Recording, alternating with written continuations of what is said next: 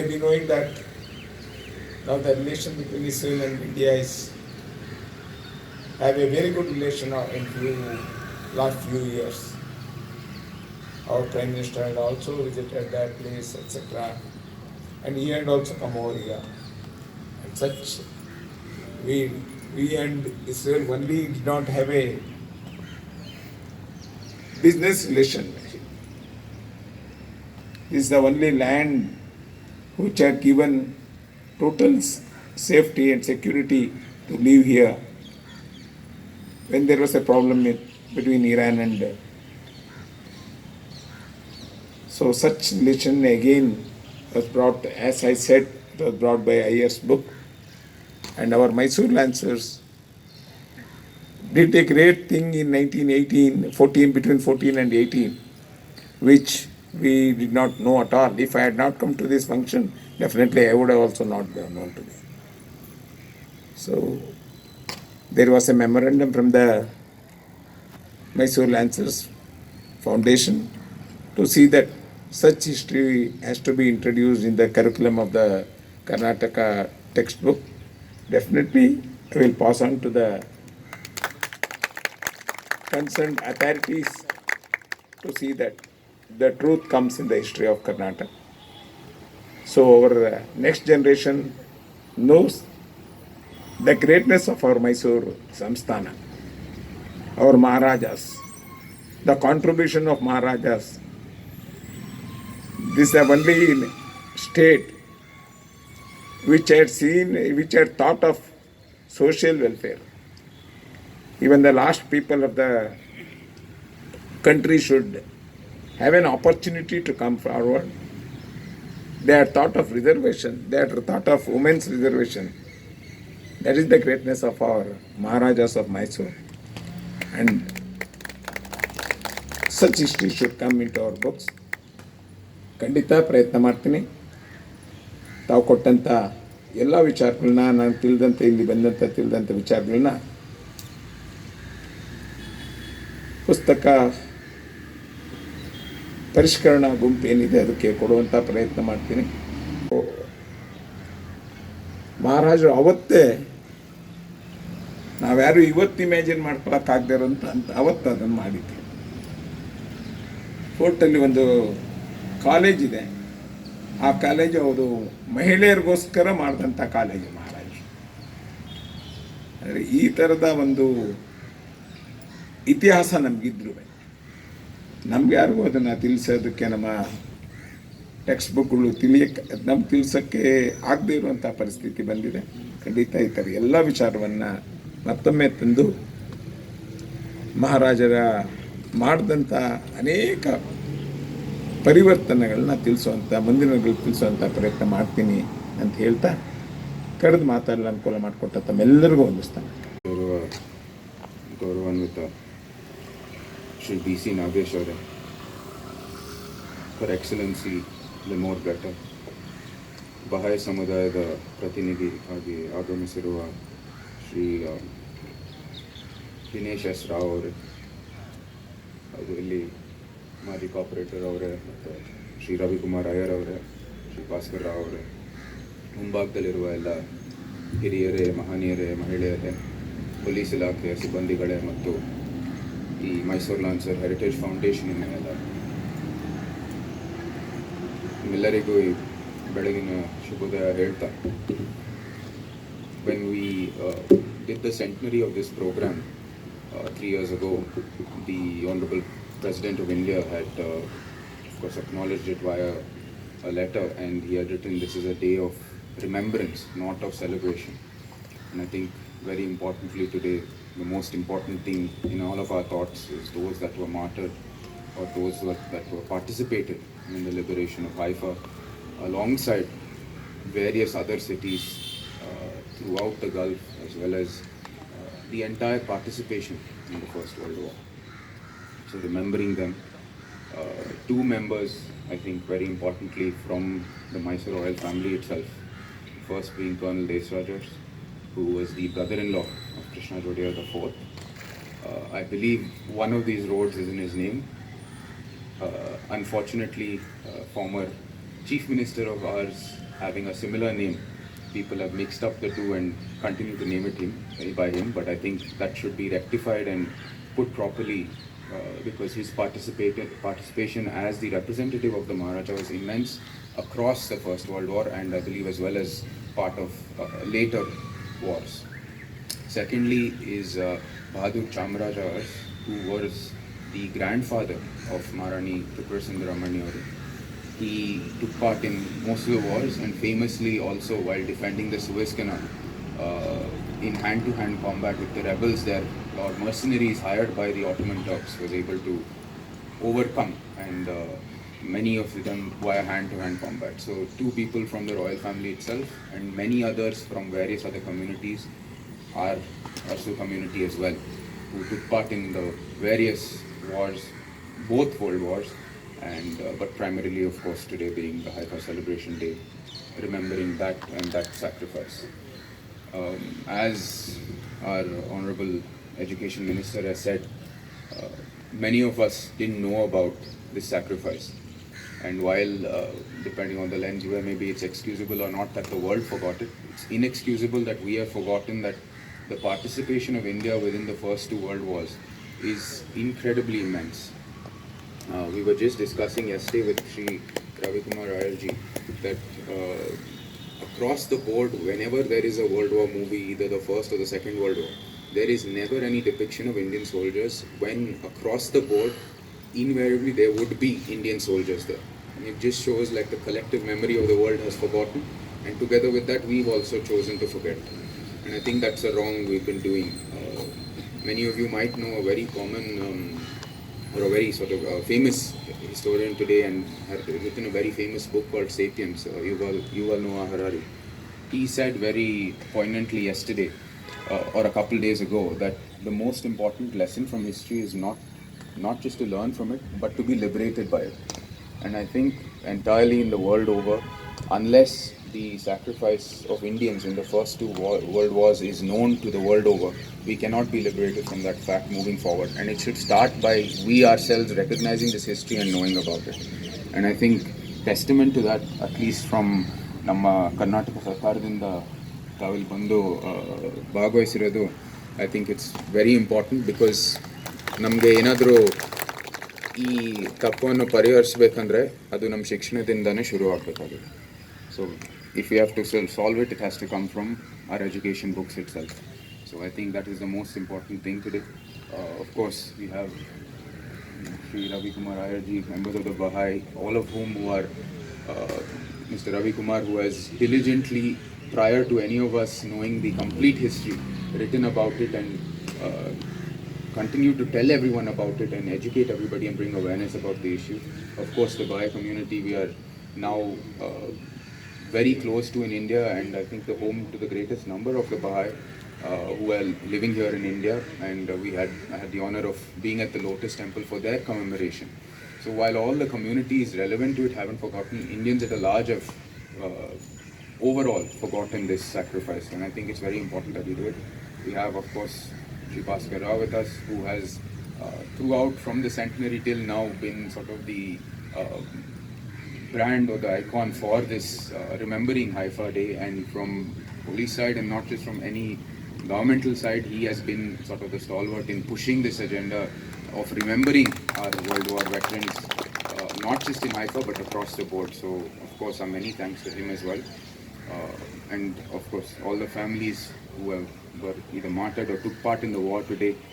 To them we are in their sacrifice, of course, is invaluable for the freedoms the world enjoys today, because we forget the first two world wars essentially paved the way for the institutions of today that we all enjoy and take for granted. So their sacrifice is immense, not just for India but for the world over. So of course thank you to all your families. Thank you all for coming here in good numbers and participating, and we hope to make this an even greater occasion as we go forward. Again, once again thanks to all of you, and from the palace side our participation and our support is always there. Thank you once again, remembering all of our soldiers. Jai Hind, Jai Punjab. Kindly, all of you others, kindly be seated. Kindly be seated because we don't want a crowd here, please.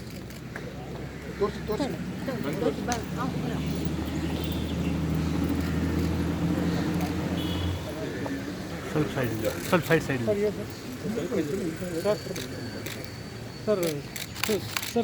Sir Nagesh sir. It is my honor and privilege to come here today to commemorate on behalf of the State of Israel the Mysore Lancers who fought the Haifa battle in 1918 with two other regiments, including Hyderabad Lancers. Israel will always hold its deepest gratitude for the bravery and sacrifice of these soldiers. Their contribution to war efforts will not be forgotten. The previous speakers talked about remembering, and remembering is also in the agenda of the leaderships of both countries, India and Israel. And next year we will be celebrating 30 years for the establishment of the formal diplomatic relationship between India and Israel. The events of Haifa demonstrate this deep connection between the two nations that goes more than 100 years back. I want to remember the actions of these great Mysore Lancers and pay the respect to these valiant troops by continuing to cultivate the growing relationship between the two countries and strive to a better future together. So again, thank you very much for honoring me and inviting me to speak today. And I think we heard the stories, and I think the more and more we will not be able to forget about these heroic stories of the Mysore Lancers. Thank you. Israel is one of the biggest IT research countries, I should say. Okay, so we have the last speaker who's been one of our biggest inspiration and supporter since we started, I would say, this movement. Okay, and it's none other than, I think all of you are aware, he was the Bangalore City Police Commissioner, Shri Bhaskar Rao IPS, now ADGP for Railways. I'd like to invite sir to kindly address the audience here. ಶುಭೋದಯ, shalom. ಇವತ್ತು ಬಹಳ ಅದ್ಭುತವಾದ ದಿನ. ಮಾನ್ಯ ಸಚಿವರು ಆಗಮಿಸಿರೋದ್ರಿಂದ ಈ ಕಾರ್ಯಕ್ರಮಕ್ಕೆ ಒಂದು ವಿಶೇಷವಾದ ಅರ್ಥ ಬಂದಿದೆ. 100 ವರ್ಷ ಆದ ನಂತರ ಇದಕ್ಕೆ ಒಂದು ಸರ್ಕಾರದ ಮಾನ್ಯತೆ ಸಿಕ್ಕಿದಂಗೆ ನಾವು ತಿಳ್ಕೋಬೇಕು ಅಂತ ನನಗೆ ಅನಿಸುತ್ತೆ. ತಾವು ಬಂದಿರೋದ್ರಿಂದ ಭಾಳ ನಮಗೆ ಸಂತೋಷ ತಂದಿದ್ದೀರಿ. ಮತ್ತು ಮಾನ್ಯ ಹಿಸ್ ಹೈನೆಸ್ ಯದುವೀರ್ ಕೃಷ್ಣರಾಜ ಒಡೆಯರ್ ಅವರು ಈ ಕಾರ್ಯಕ್ರಮಕ್ಕೆ ಬಂದು ಅವರು ವಿಶೇಷ ಸಮಯನ ತೆಗೆದಿದ್ದಾರೆ.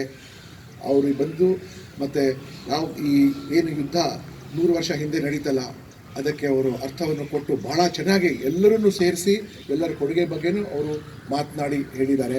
ಮತ್ತು ಈಗ ತಾನೇ 3 ತರುಣರು ಸೇರಿ ಕಾಯೋ ಶ್ರೀ ಗೌರಿ ಪ್ರಾರ್ಥನೆ ಹೇಳಿದ್ದಕ್ಕೆ ಒಂದು ರೀತಿ ಹೃದಯ ಮುಟ್ಟುವಂಥ ಹಳೆಯ ನಮ್ಮ ಸಂಸ್ಥಾನ ಹಾಗೂ ನಮಗೆ ನಮ್ಮ ಪೂರ್ವಜರ ಜ್ಞಾಪಕವನ್ನು ತರುವಂಥ ಒಂದು ಸಮಯ ಇಲ್ಲಿ ಬಂದಿದೆ ಅಲ್ಲಿಗೆ. ಮತ್ತು ಅದೇ ರೀತಿಯಾಗಿ ನಮ್ಮ ಶ್ರೀ ರವಿ ಅಯ್ಯರ್ಜಿ ಅವರು ಅವರೇ ಮೂಲ ಕಾರಣ ಇದನ್ನು ಮತ್ತೊಮ್ಮೆ ಎಲ್ಲರ ಗಮನಕ್ಕೆ ತರುವಂಥದ್ದು. ಮತ್ತು deputy consul general of Israel ಕೂಡ ಅವರು ಬಂದಿದ್ದಾರೆ. ಅವರು ಮತ್ತು ಶ್ರೀ ದಿನೇಶ್ ಅವರು ಬಾಹ್ಯ ಸಂಸ್ಥೆಯಿಂದ, ಮತ್ತು ಶ್ರೀ ಮಾನೆ ಅವರು, ಮತ್ತು ಎಲ್ಲಕ್ಕಿಂತ ಮುಖ್ಯವಾಗಿ ಈ ಡಿಸೆಂಡೆಂಟ್ಸ್ ಆಫ್ ದಿ ಮೈಸೂರು ಲಾನ್ಸರ್ಸ್ ಬಂದಿರೋದ್ರಿಂದ ಈ ಕಾರ್ಯಕ್ರಮ ಭಾಳ ಶುಭವಾಗಿ ನಡೆದಿದೆ.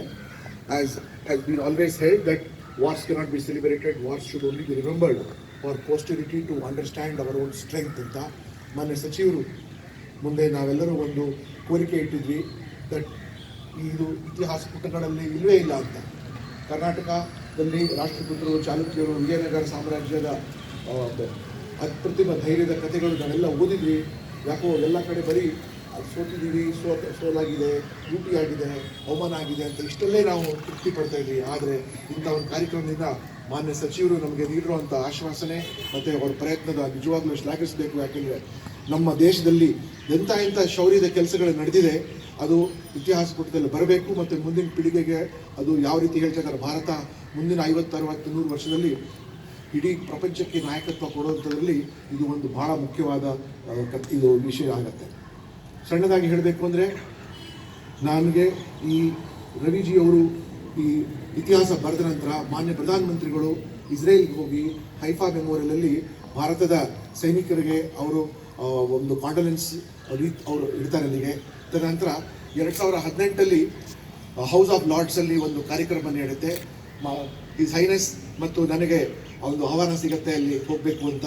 ಮತ್ತು ನಾವು ಅಲ್ಲಿ ಹೋಗಿ ಶ್ರೀ ಹೈನೇಶ್ ಅವರು ಭಾಳ ಚೆನ್ನಾಗಿ ಮೈಸೂರಿನ ಕೊಡುಗೆ ಅಲ್ಲಿ ನೀಡ್ತಾರೆ ಅಲ್ಲಿಗೆ. ಯಾಕೆಂದರೆ ಹೌಸ್ ಆಫ್ ಲಾರ್ಡ್ಸಲ್ಲಿ ಇಡೀ ಪ್ರಪಂಚದಲ್ಲಿ ಆಗಿರುವಂಥ ಯುದ್ಧಗಳು ಬಗ್ಗೆ ತುಂಬ ಚೆನ್ನಾಗಿ ಅಲ್ಲಿ ವಿಶ್ಲೇಷಣೆ ನಡೆದಿರುತ್ತದೆ.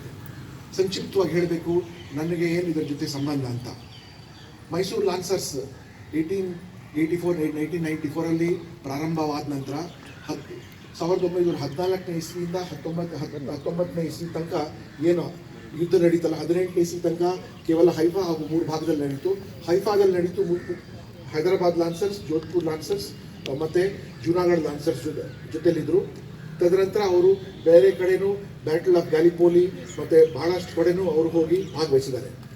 1914ನೇ ಇಸ್ವಿಯಲ್ಲಿ ಮಂಗಳೂರು ಬಂದರ್ಗಾಯಿಂದ 36 ಹಡಗಿನಲ್ಲಿ 2000 ಕುದುರೆಗಳು ಮತ್ತು ಉದಯ್ ಅವರು ಹೇಳಿದಂಗೆ ನಮ್ಮ ಮೈಸೂರು ಲಾನ್ಸರ್ಸ್ ಕಡೆಯಿಂದ ಮರಾಠ, ಮುಸಲ್ಮಾನರು, ತಮಿಳ್ನವರು, ಕ್ರಿಶ್ಚಿಯನ್ಸ್, ಹಿಂದೂಸ್, ಕುರುಬರು, ಯಾದವರು ಮತ್ತು ಎಲ್ಲ ಜನಾಂಗದ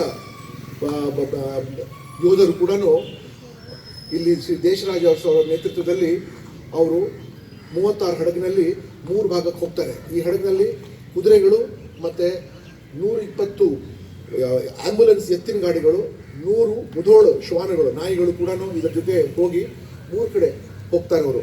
ಈ ಒಂದು ಸುವೇಸ್ ಕೆನಾಲ್ ತೋಡುವಾಗ ಬಹಳ ಅಪೋಸಿಷನ್ ಇರುತ್ತೆ. ಯಾಕೆಂದರೆ ಎಲ್ಲ ಹಡಗುಗಳಿಗೆ ಶಾರ್ಟ್ ಕಟ್ ಆಗುತ್ತೆ ಅಂತ ದೃಷ್ಟಿಯಿಂದ. ಸೊ ಸುವೇಸ್ ಕೆನಾಲ್ ತೋಡುವಾಗ ಆಟೋಮಾನ್ ಟರ್ಕ್ಸ್ ಮತ್ತು ಜರ್ಮನ್ಸ್ ಅದಕ್ಕೆ ಅಪೋಸ್ ಮಾಡ್ತಾರೆ.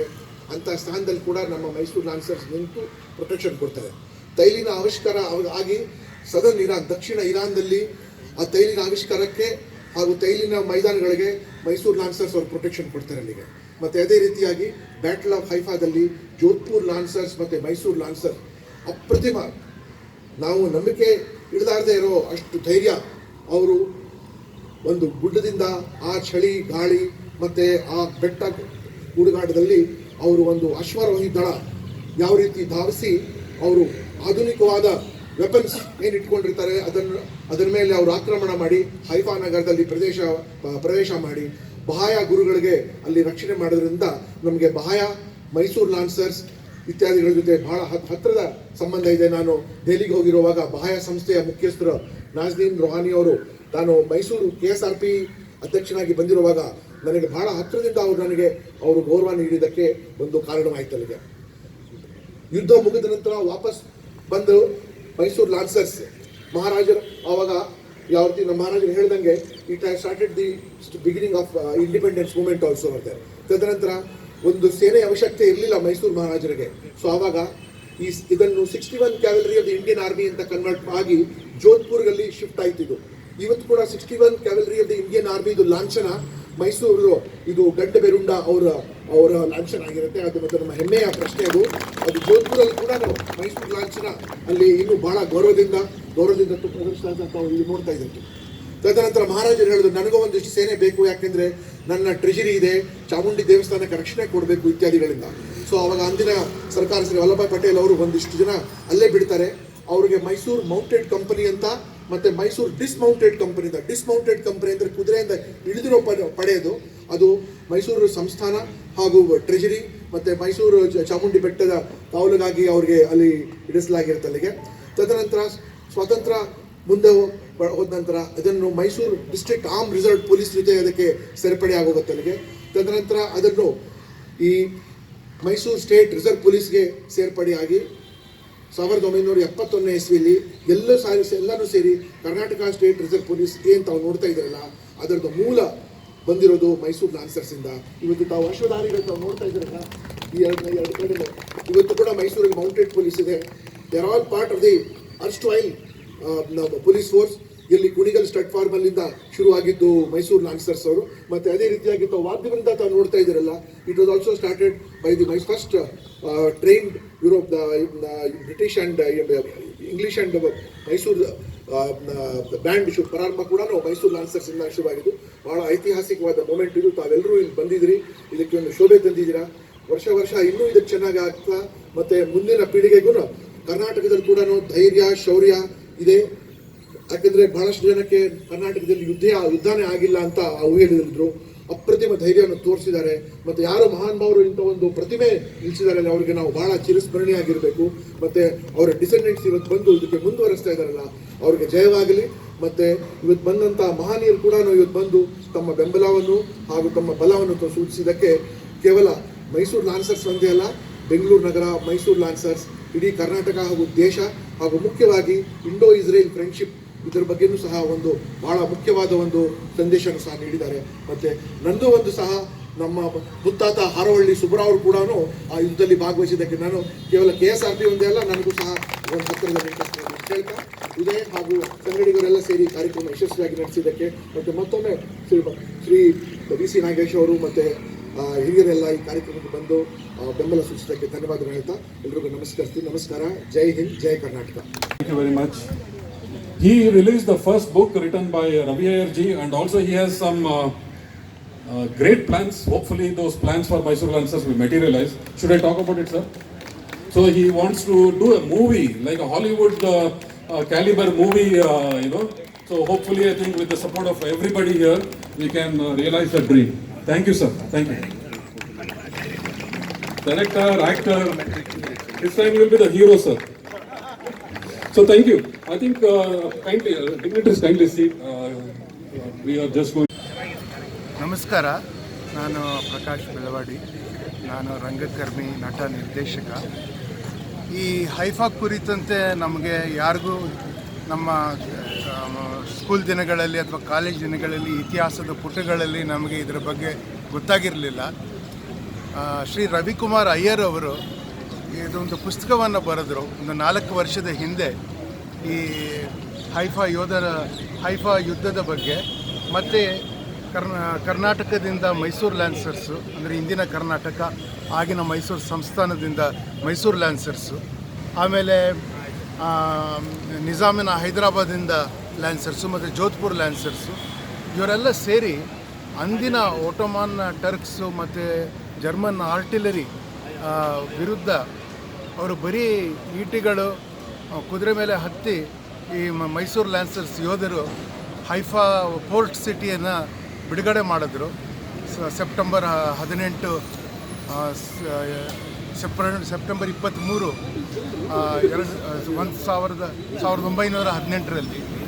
ಅದರಿಂದ ಮುಂದೆ ಇಸ್ರೇಲ್ನ ಸ್ಟೇಟನ್ನು ಸ್ಥಾಪಿಸೋದಕ್ಕೆ ಸಾಧ್ಯ ಆಗಿತ್ತು ಅನ್ನೋದನ್ನು ನಾನು ಓದಿದೆ. ನನಗೆ ಆಶ್ಚರ್ಯ ಆಯಿತು, ಇಷ್ಟು ದೊಡ್ಡ ವಿಷಯ ನಮಗೆ ಗೊತ್ತೇ ಇಲ್ಲ ಅಂತ. ಇಲ್ಲಿ ನಮ್ಮ ಜೊತೆ ಅಂದಿನ ಮೈಸೂರು ಲ್ಯಾನ್ಸರ್ಸ್ ಕುಟುಂಬದ ಜನ ಇದ್ದಾರೆ. ಇಲ್ಲಿ ನೋಡಿ, ಇಲ್ಲಿ ಇವರು ಪವಾರ್ ಫ್ಯಾಮಿಲಿ ಅವರು, ಇವರು ಅವ್ರ ಹೆಸರಿಲ್ಲಿದೆ, ಅವ್ರ ಹುತಾತ್ಮರಾದ ಅವರ ಹೆಸರುಗಳಿಲ್ಲಿದೆ. ಅವ್ರ ಮನೆಯವರೆಲ್ಲ ಎಷ್ಟೊಂದು ಜನ ಇಲ್ಲಿ ಬಂದು ಸೇರಿದ್ದಾರೆ. ಅದಕ್ಕೆ ಇದು ನನಗನ್ಸುತ್ತೆ, ನಮ್ಮ ಇತಿಹಾಸವನ್ನು ನಮಗೆ ಚೆನ್ನಾಗಿ ತಿಳ್ಕೊಳ್ಳೋಕ್ಕಾಗಿದ್ದಿದ್ರೆ ನಮ್ಮ ಆತ್ಮಗೌರವ, ನಮ್ಮ ಸ್ವಾಭಿಮಾನ ಮತ್ತು ನಮ್ಮ ಘನತೆ ಒಂದು ಸಮುದಾಯವಾಗಿ ಕರ್ನಾಟಕದ್ದು, ಭಾರತದ್ದು ಹೆಚ್ಚಾಗ್ತಿತ್ತು ಅಂತ ಅನಿಸುತ್ತೆ. ಎಲ್ಲ ವರ್ಗದ ಜನಗಳು, ಎಲ್ಲ ಜಾತಿ ಧರ್ಮಗಳ ಜನಗಳು ಇದರಲ್ಲಿ ಸೇರಿ ಹುತಾತ್ಮರಾದರು, ಯುದ್ಧದಲ್ಲಿ ಪಾಲ್ಗೊಂಡಿದ್ದರು.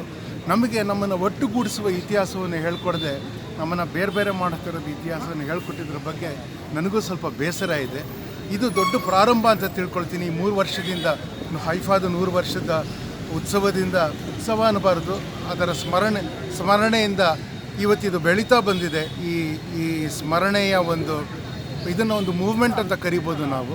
ಇದರಿಂದ ನಮ್ಮಲ್ಲಿ ಒಂದು ಇತಿಹಾಸದ ಬಗ್ಗೆ, ನಮ್ಮ ಬಗ್ಗೆನೇ ನಮಗೆ ಒಂದು ಹೊಸ ಅರಿವು ಮೂಡ್ಬೋದು ಅಂತ ನಾನು ಭಾವಿಸ್ತೀನಿ. ನಮಸ್ಕಾರ.